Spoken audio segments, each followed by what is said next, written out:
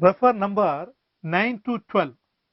Here all the questions are based upon the maltose, the reactions of maltose and other connected data.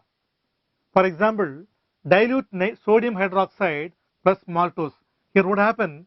The maltose undergoes muta rotation. Muta rotation. So this is possible when anomers in equilibrium are obtained.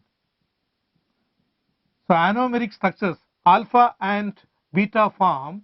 So alpha and beta anomeric structures which are in equilibrium are obtained from maltose in dilute alkali, and because of that the muta rotation occurs, and muta rotation is possible when the ring is opened and recloses it. So maltose undergoes muta rotation when it is treated with dilute sodium hydroxide. Now next, with aqueous bromine, there's a bromine water. So bromine water is what's called as an oxidizing agent. It's an oxidizing agent, and it can oxidize the C1 portion, C1 to COOH. Where the aldehyde function is oxidized to carboxylic acid functional group, because bromine water is an oxidizing agent. So this happens just like what is called in glucose. Glucose we are getting that gluconic acid and saccharic acid, similar manner, and here the C1 is what's called oxidized to COOH. And Fehling solution, this is also another oxidizing agent, and here also same result.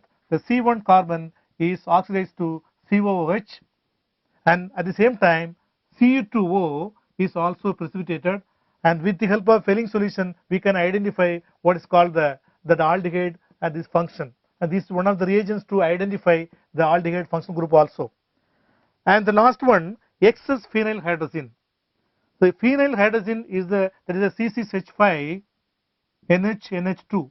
So this reagent is used to identify what's called some deoxy carbohydrates. So in this case, the maltose, this phenyl hydrazine gives what's called the osazone formation. Here 1 mole of that carbohydrate reacts with 3 moles of phenyl hydrazine to give the osazone. So I repeat the answers once again. With dilute sodium hydroxide, so muta rotation occurs, and muta rotation, that is because of the anomeric structure alpha and beta form which are in equilibrium.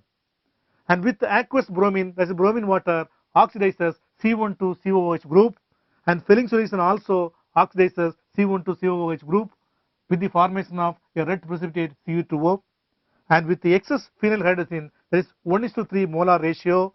Here osazone is formed. So by using these 4 reagents, we can identify, or we can confirm the structure of maltose also. It is a reducing sugar.